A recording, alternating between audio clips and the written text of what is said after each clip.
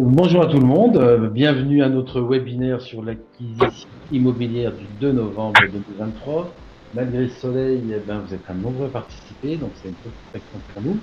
Donc, je me présente, Yvan Perrier, retraite populaire. Je suis responsable de la région de Yverdon-Nord-Vaudois en qualité de conseiller. Et je vais laisser mon collègue Dany se présenter, qui est, comme vous voyez son image. Dany, à toi. Bonjour, Dany Santoro, je suis responsable de la région lausannoise et j'ai effectivement le plaisir d'être le collègue de mon collègue Yvan. Donc, retraite populaire, en bref, c'est faciliter l'accès à la prévoyance pour tous. On est une entreprise vaudoise de droit public sans but lucratif, ce qui est important. Nous, les conseillers, on est neutres, c'est-à-dire qu'on n'a pas de commission, on n'est pas rémunéré à la commission, donc il n'y a pas d'enjeu financier dans une relation clientèle. Et puis nos valeurs sont l'efficience, la fiabilité, la proximité et la responsabilité. On est, comme vous l'avez dit en introduction, on est 100% vaudois. On a plus de 208 000 assurés dans le canton et plus de 115 années d'existence. Alors, concernant notre webinaire, il va se dérouler de cette manière-là. Donc, Dany va vous présenter différentes slides, mais ça va se dérouler un petit peu sous forme d'interview. Donc, c'est plutôt moi qui vais poser des questions à Dany. Vous, tout au long du webinaire, vous avez la possibilité de poser des questions via le chat en bas à droite. Donc, si tout va bien pour vous, si vous n'avez pas de questions actuellement, Dany, acquisition immobilière, prévoyance, par où commencer? Alors, avant de répondre à cette question, je vais te donner les grandes lignes du comment est-ce qu'on a monté, comment est-ce qu'on a construit ce webinaire. Donc, on va revoir déjà deux notions fondamentales. La première, c'est tout ce qui est autour de la prévoyance, pour vraiment poser cette base-là, pour comprendre le système. Et ensuite, bien sûr, l'acquisition immobilière, comment se passe une acquisition immobilière. Et on terminera du coup par rapport aux états civils, parce que c'est aussi le thème de ce webinaire. Suivons l'état civil qu'on a, à quoi est-ce qu'il faudrait éventuellement faire attention. Alors, si j'ai bien compris, Dany, on va commencer par la prévoyance. Exactement, je vous partage donc un petit slide, donc effectivement le système de prévoyance en bref que je vais vous expliquer, comme tu l'as bien dit Yvon. Donc système des trois piliers qui a été mis en place par notre confédération. Vous avez sur votre gauche le premier pilier, donc c'est ce qu'on appelle la prévoyance étatique qui est obligatoire. On va retrouver l'AVS, donc c'est les couvertures pour la retraite et aussi en cas de décès pour les survivants. Et également l'assurance invalidité, l'AI, qui elle verse des prestations tout simplement en cas d'invalidité. Le but du premier pilier, c'est vraiment d'intervenir avec des rentes qui sont très faibles dans un but vraiment de couvrir les besoins vitaux. Donc pour avoir un ordre d'idée, une rente d'invalidité ou une rente de retraite maximale se monte à 2 450 francs par mois. Donc on voit que c'est pas avec ça qu'on peut faire grand-chose. Ensuite, on a le deuxième pilier qui est la prévoyance professionnelle, ou qu'on appelle également la LPP. Donc, elle est également obligatoire pour tous les salariés. Il faut juste gagner, avoir un plancher au niveau du revenu. Il faut avoir un revenu minimum qui est assez bas. Donc, la plupart des salariés sont affiliés à la LPP, au deuxième pilier. On trouve également la LAA, qui est la loi sur l'assurance accident. Petite précision pour le deuxième pilier, les indépendants qui, eux, ont un statut un peu spécial, ils n'ont pas une affiliation obligatoire au deuxième pilier. Ils ont la possibilité de s'affilier, mais ce n'est pas une obligation. Voilà. Petite parenthèse encore, qu'on soit clair, souvent, nous, on reçoit beaucoup de monde dans le cadre de notre travail. Beaucoup de gens arrivent à la retraite n'ayant pas forcément constitué de troisième pilier et comptaient que sur le premier et le deuxième pilier. Et c'est clair qu'il il arrive souvent d'avoir des mauvaises surprises parce que malheureusement, entre le premier et le deuxième pilier, on arrive à un revenu. Si on compare le revenu qu'on a quand on arrive à la retraite par rapport à celui qu'on avait en y arrivant, on arrive à 60% du revenu. Donc, pour un ordre d'idée, une personne qui a gagné 5 000 francs toute sa vie arrive des fois à la retraite avec un revenu de 3 000 francs uniquement. Donc, c'est clair que c'est des sacrées diminutions et puis on peut avoir des fois de mauvaises surprises dans ce cadre-là. Comme tu l'as dit, Dany, le deuxième pilier, en fait, pas tout le monde peut l'avoir. Donc, il y a des personnes qui gagnent encore moins à la retraite. Hein. C'est juste. Absolument. Donc, comme dit tout à l'heure, donc un indépendant n'a pas forcément l'obligation de s'affilier. Une personne qui a des bas revenus n'est pas forcément affiliée au deuxième pilier. Il peut aussi avoir d'autres cas de figure un peu spéciales où si on a plusieurs employeurs, du coup plusieurs bas revenus, il peut arriver qu'on ne soit pas affilié au deuxième pilier. Voilà, il y a des situations qui font que des fois, on peut avoir une mauvaise situation de prévoyance. Alors, tant en cas de décès, à la retraite, que en cas d'invalidité, c'est clair. C'est pour ça qu'on a le troisième pilier.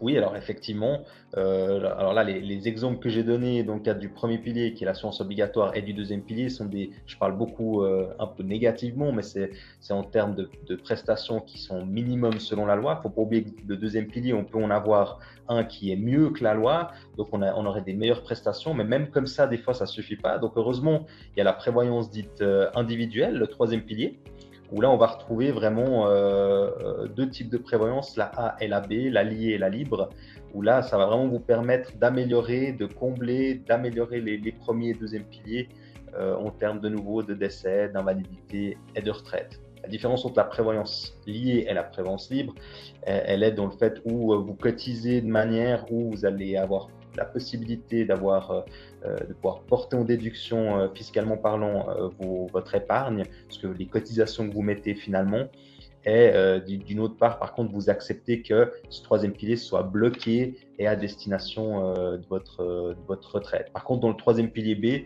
c'est de l'épargne traditionnelle où il n'y a pas forcément d'avantage fiscal. Par contre, votre avoir est en accès libre, entre guillemets. Voilà. Okay, donc, en fait, Denis, si je résume bien le premier, le deuxième, troisième pilier, je peux dire c'est le système qui permet de me protéger moi et ma famille par rapport à l'épargne de ma retraite.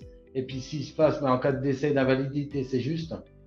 Exactement, tu l'as bien dit. Donc vraiment le système des trois piliers qui ont un but chacun différent. Donc vraiment le premier avec des rentes, des prestations assez basses. Le deuxième qui vient compléter, qui est aussi quasi obligatoire. Et le troisième qui permet vraiment de manière individuelle de pouvoir combler des lacunes. Mais c'est absolument juste, oui. Ok. Donc là on a résumé par rapport à l'aspect prévoyance. Puis le deuxième aspect c'était l'acquisition d'un bien immobilier. Donc là moi Dani, je suis en pourparlers, j'ai trouvé une maison dans le Nord Vaudois à 1 million. Donc comment ça se passe?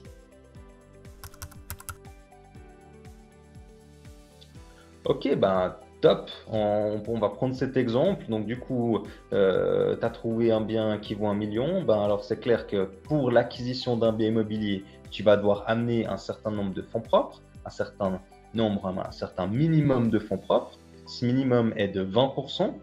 Ça veut dire que non seulement tu vas devoir apporter 20% de fonds propres, mais ils ne peuvent pas provenir de n'importe où. Ça veut dire que dans tes 20% de fonds propres, tu vas avoir l'obligation d'apporter minimum 10% de la valeur du bien. Donc, dans l'exemple d'1 million, c'est 100 000. Tu vas avoir l'obligation d'apporter 100 000 francs qui doivent provenir de ton cash, de ton épargne, de ton troisième pilier, etc. Ça veut dire que tu ne pourrais pas tout prendre au niveau de ton deuxième pilier. Et bien sûr, les 10% complémentaires pour arriver aux 200 000 minimum que tu dois amener pour acheter un bien, tu pourrais les prendre au niveau de ton deuxième pilier. Donc, ça, c'est le global. Il faut amener 20% de fonds propres, dont minimum 10% de la valeur du bien qui provient de ton cash.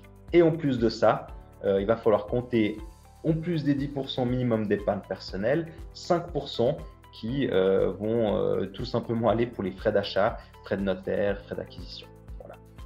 Ah ben Dani, ça, je n'avais pas prévu.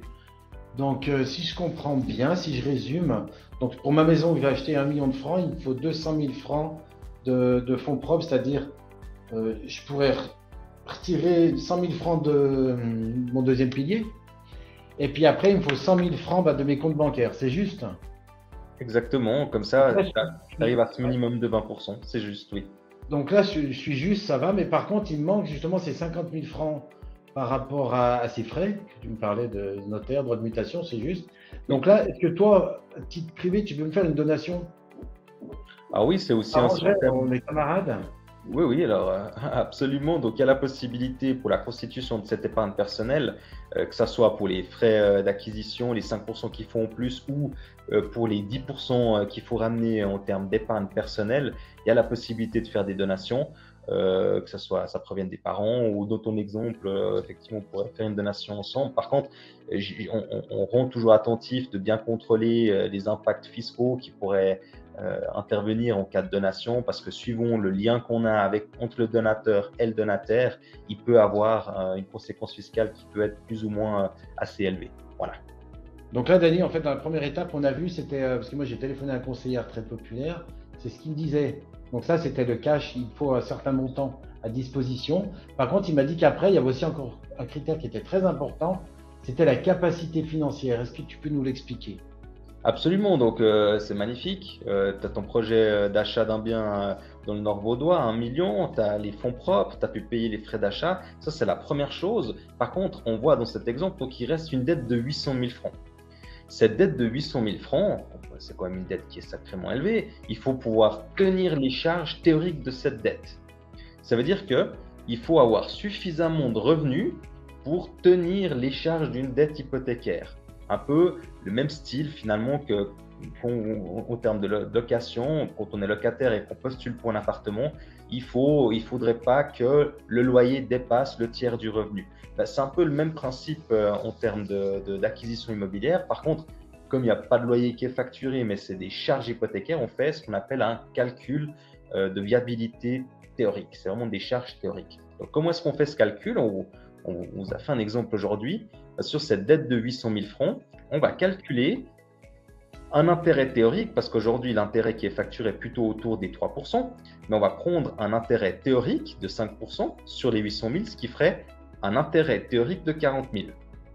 Ensuite, en plus de ça, comme autre charge théorique, on aurait l'amortissement. Vous ne pouvez pas conserver une dette de 800 000 francs dans cet exemple, vous devez diminuer progressivement cette dette chaque année. Dans cet exemple, 8 889 francs. Ensuite, comme dernière charge, on a les frais d'entretien qui correspondent à tout ce qui est entretien de la maison, électricité, etc. Où là, on compte toujours 1% de la valeur du bien, raison pour laquelle on arrive à 10 000 francs. Au total, ces charges théoriques dans cet exemple se montraient à 58 000 francs, environ 60 000 francs. Pour refaire le parallèle par rapport au locatif, là on a pris l'exemple d'un couple qui gagne 180 000 francs, d'accord, donc 90 000 francs chacun. On voit que 58 000 francs ne dépassent pas le tiers des 180 000 francs. Donc le calcul de la viabilité théorique serait, dans cet exemple, il y aurait suffisamment de revenus pour tenir les charges théoriques hypothécaires. Donc on a les fonds propres, on a les revenus suffisants pour tenir la dette. Donc du coup, c'est OK, on peut aller de l'avant, tu peux acheter ton bien dans le Nord vaudois. Ok, donc là, si je comprends bien, ça, c'est vraiment des critères théoriques. C'est ce qui permet que je puisse solliciter Retraite Populaire ou un autre établissement pour faire un prêt. Puis, ils vont se baser sur ces montants-là pour dire oui ou non. Mais c'est vrai qu'aujourd'hui, malheureusement, les taux, ils ont monté. Mais aujourd'hui, il se passe quoi concrètement? Parce que là, c'est de la théorie. Et mon bien, si je l'achète aujourd'hui, il va me coûter combien? Alors, tu l'as bien dit, donc ça, c'est des règles théoriques pour l'acceptation. Ça veut dire que pour trouver un institut qui va financer, qui va prêter ces 800 000 francs, donc une fois que tu as les fonds propres, nous avons fait les calculs et on est OK de te prêter les 800 000 francs, toi, réellement, combien ça va te coûter? Donc, au niveau des charges effectives, on refait exactement le même calcul des charges théoriques, par contre, avec un intérêt qui est effectif. Ça veut dire qu'on ne va plus calculer sur 5%, qui est un intérêt vraiment de protection. On veut s'assurer, si tout d'un coup les taux réaugmentent, que vous soyez quand même à même de tenir les charges de la dette. Là, on va calculer, on fait le calcul avec des intérêts effectifs qu'on facturerait, par exemple, aujourd'hui. Donc, on a pris 2,84. Et là, à ce moment-là, on voit effectivement que les charges finales se montraient à 41 000 au lieu des 58 000. Donc ça, c'est ce que tu paierais en termes de charges. Donc, il y aurait les 22 000 en termes d'intérêt hypothécaire pour le prêt. Il y aurait les 8 889 qui sont l'amortissement de la dette, la diminution de la dette. Donc, c'est un peu l'épargne forcée, entre guillemets. Tu réduis une dette. Puis après, il y a ces fameux frais d'entretien qui ne sont pas à verser à l'institut prêteuse, mais qui sont vraiment des frais qu'il faudra mettre de côté pour… Provision. Pardon? C'est une sorte de provision en fait. Exactement, c'est une provision, c'est exactement c'est un terme qui est absolument juste. C'est une provision pour les futurs frais d'entretien. Voilà. Donc là, on a vu, puis c'est vrai qu'en discutant, elle me disait, attention, parce que qu'est-ce qui se passe moi, par exemple, je suis concubin ou tu es marié, il y a des différences en cas d'invalidité, décès pour la famille. Je peux tout à fait imaginer quand on voit dans la suite logique, c'est les risques. C'est ça, tu peux nous parler un peu des risques? Exactement. Donc là, tu avais ce projet d'acheter un bien, tu as dû trouver des fonds propres, tu les avais, on a calculé la viabilité, tu as suffisamment de revenus dans une situation standard, vous avez suffisamment de revenus dans une situation standard, tu sais combien est-ce que tu vas payer en termes de charges, tout va bien. Ça, c'est dans le meilleur des mondes où il n'y a pas de souci. Maintenant, le problème, c'est que la vie n'est pas toujours un long fleuve tranquille. Il peut arriver qu'il arrive certaines choses. On l'a vu tout à l'heure dans le premier point en termes de prévoyance. Donc là aussi, le but aujourd'hui, c'était de vous rendre attentif. Donc on a pris l'exemple d'un couple marié. Donc imaginons qu'un des deux époux ou un des deux époux, une des deux épouses tombe en invalidité. Finalement, qu'est-ce qui se passerait? Si un des deux ou une des deux tombe en invalidité, le problème, c'est qu'il y a un des deux revenus. Donc, pour rappel, on était sur 180 000 francs de revenus total, 90 000 francs chacun. Si un des deux tombe invalide, il y a 90 000 francs qui disparaît. Il y a un des revenus des deux couples qui disparaît et qui est compensé, comme on l'a vu tout à l'heure, en termes de prévoyance par l'AVS ou dans ce cas présent l'AI et la prévoyance professionnelle en termes d'invalidité aussi. Donc, si on prend cet exemple qu'on a fait, couple marié avec un enfant, qu'est-ce qu'on voit? En cas d'invalidité d'un des deux époux, le revenu total de 180 000 finalement passerait à 152 000. Et comme on l'a vu tout à l'heure, je vous l'ai remis en dessous, on vous l'a remis en dessous, le calcul des charges théoriques est toujours la même vu qu'on a toujours la même dette, donc c'est toujours 58 000 francs. Or là, les 58 000 francs n'est plus le 33% des 180 000, mais les 39% des 152 000.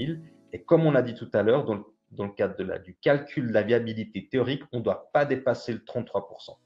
Donc là, c'est là où vraiment le bas blesse, c'est que tant qu'il arrive rien, tout va bien. Par contre, on voit que avec les protections, avec le premier et le deuxième pilier qui sont les seules couvertures obligatoires, on voit que malheureusement, dans ce cas présent, il manquerait 26 000 francs de revenus ou bien l'amortissement de la dette de 74 000 francs. Donc, il faudrait amortir la dette, qu'elle passe de 800 000 à moins 74 000 francs pour avoir une dette plus petite et que le calcul de la viabilité puisse respecter ces 33% de charges théoriques.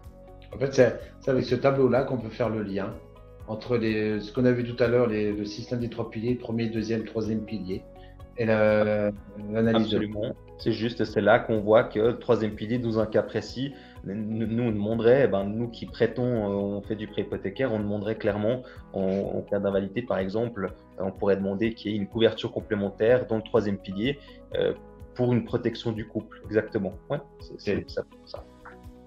Donc en cas d'invalidité, puis là après on va voir en cas de décès aussi. Alors encore pire, c'est clair qu'il peut arriver aussi le décès. On voit que au niveau donc c'est le même principe que tout à l'heure, au niveau du calcul de la viabilité, ça c'est en cas d'invalidité, on est à 39%. En cas de décès, c'est encore pire parce que les revenus résiduels seraient encore plus bas. Donc on n'aurait plus que 138 000 francs de revenus dans notre exemple, ce qui fait qu'il faudrait compenser un revenu supplémentaire de 40 000. Donc si une personne décède, d'ajouter un revenu complémentaire, c'est un peu compliqué. On a même tendance à dire, dans des couples mariés, si un des deux décède avec des enfants, une famille, on a plutôt même tendance à encore réduire le taux d'activité du conjoint survivant. Donc, on ne peut pas sortir des revenus de nulle part. Donc, ça peut être vraiment vous amener à des situations qui sont dramatiques où il faudrait effectivement amener, comme c'est toujours la deuxième solution, un capital pour venir amortir la dette. Et là, à ce moment, la dette serait encore plus petite et du coup, ça permettrait de tenir la viabilité. Mais il faut avoir 114 000 francs de côté ou dans un autre exemple, un montant de côté pour pouvoir amortir cette dette. Ok, merci Dani. Et puis là, toi, tu vas te marier l'an prochain, donc ça te concerne le couple marié. Et pour quelqu'un qui vit en situation de concubinage? Alors, pour une personne, alors c'est clair que pour une personne en concubinage, alors en termes d'invalidité, il va pas forcément avoir de différence si on est marié ou si on est concubin, en tout cas dans notre exemple, parce que finalement, on reste à 39% de charge, les revenus, voilà, c'est de la protection invalidité, c'est quand même une protection personnelle, donc il y a pas forcément de différence. Par contre, là où le bas blesse vraiment, c'est plutôt en cas de décès, où là vraiment malheureusement le statut de concubinage est aujourd'hui pas forcément reconnu par les caisses de pension. En termes d'AVS, donc si on vient en premier pilier, le concubinage n'est pas reconnu au même titre que le conjoint, au même titre que deux personnes mariées. Donc voilà, dans notre exemple, on vous a pris l'exemple d'une caisse de pension qui ne reconnaît pas le concubinage. Donc, du coup, en cas de décès, il y aurait uniquement des rentes d'orphelins qui seraient versées pour le parent survivant. Donc voilà, on voit que la situation serait encore plus dramatique. Il faudrait amener un capital de 309 000 parce qu'il resterait finalement plus que le revenu pas du conjoint survivant, mais du concubin survivant, et des revenus des couvertures, des prestations qui sont uniquement liées à l'enfant. Donc on voit vraiment que là, la situation serait encore plus dramatique. D'accord, Nadi, merci. Tiens, donc, en fonction de tout ça, qu'est-ce que toi, tu peux nous conseiller? Alors, c'est clair, Sans éléments, hein. Comme je l'ai dit, je viens de le dire, alors au niveau du concubinage, si on a le statut de concubin, bah, c'est clair que le concubin n'est pas reconnu au niveau du premier pilier, au niveau de l'AVS. Par contre, le concubin peut être reconnu au même titre que le conjoint dans le cadre des caisses de pension. C'est pas une obligation, c'est une possibilité. Donc moi, j'invite vraiment les personnes qui ont le statut de concubinage de vraiment contacter la caisse de pension, voir si le concubin est reconnu au même titre que le conjoint, quelles sont les conditions de reconnaissance, parce que les caisses de pension peuvent reconnaître le concubin, mais pas avec les mêmes conditions. Et du coup, il faut avoir consulté ces conditions, voir si vous respectez ces conditions, voir s'il y a des moyens de preuve qui vous seraient demandés. Typiquement, des fois, ça peut être juste un formulaire. Peut-être qu'il y a certaines caisses de pension qui vont uniquement vous demander de vivre pendant 5 ans avec votre concubin, avoir un certain âge, peut-être avoir un enfant commun, mais ils vont aussi la caisse de pension va également peut-être vous demander de tout simplement remplir un simple formulaire pour annoncer le concubin. Et donc, du coup, ça vous permettrait vraiment d'obtenir des prestations, une meilleure couverture. Et puis, on peut que vous encourager à vraiment faire ces démarches, à contacter les caisses de pension et faire ce que je vous ai énuméré tout à l'heure. Ça, c'est vraiment le premier conseil pour les personnes qui ont le statut de concubinage. Ce qu'il faut faire, en fait, aussi à chaque changement d'employeur, il faut que je me renseigne. Oui, effectivement, parce que qui dit changement d'employeur dit vraisemblablement changement de caisse de pension, donc autre règlement, autre directive. Donc effectivement, on conseille, indépendamment de votre état civil, que ce soit couple, c'est clair qu'il y a eu l'introduction du mariage pour tous qui reprend un peu les mêmes bases que le partenariat enregistré, mais on dit toujours, indépendamment de votre état civil, faites des check-ups, c'est hyper important, faites un de base, pour être sûr qu'est-ce qui se passe, qu'est-ce qui est projeté pour votre retraite, qu'est-ce qui se passerait en cas d'invalidité, qu'est-ce qui se passerait en cas de décès si vous avez une volonté prépondérante à protéger quelqu'un, à protéger un proche. Donc ça, on peut que vous encourager à faire vraiment un check-up. Et effectivement, comme tu le dis si bien, en cas de changement professionnel ou personnel, vous faites un check-up. Voilà, qui dit changement dit OK, on se revoit, est-ce que tout va bien, est-ce qu'il faut changer quelque chose? Vraiment, ça, c'est un conseil vraiment important qu'on peut vous apporter aujourd'hui. D'accord, je fais avec qui? C'est payant? Ça se passe comment? Alors, vous pouvez bien sûr contacter un conseiller que vous connaissez peut-être déjà, ou sinon, bien sûr, nous, on est à votre disposition, que ce soit toi pour la belle région du Nord Vaudois, que ce soit moi à Lausanne. Soleil aujourd'hui, Verdon. Ouais. Ou nos très chers collègues qui s'occupent aussi de leur belle région. Donc ça, n'hésitez pas soit à nous contacter nous, voilà, l'essentiel c'est de contacter un spécialiste et puis au moins comme ça, vous pourrez dormir sur vos 2 oreilles et puis être tranquille. Merci Dany. On regarde avec nos participants s'ils ont des questions à nous soumettre. Ouais, très volontiers, on va voir. Qu'en est-il pour un couple de jeunes retraités, selon que mariés ou en concubinage? Alors, c'est clair que là, aujourd'hui, on vous a fait une présentation qui est très globale pour que ça touche vraiment un maximum de gens, pour pouvoir vous rendre attentif à des points qui sont importants. Chaque situation est individuelle. Donc, c'est très important d'approcher un spécialiste et puis vraiment d'avoir une analyse circonstanciée de votre situation.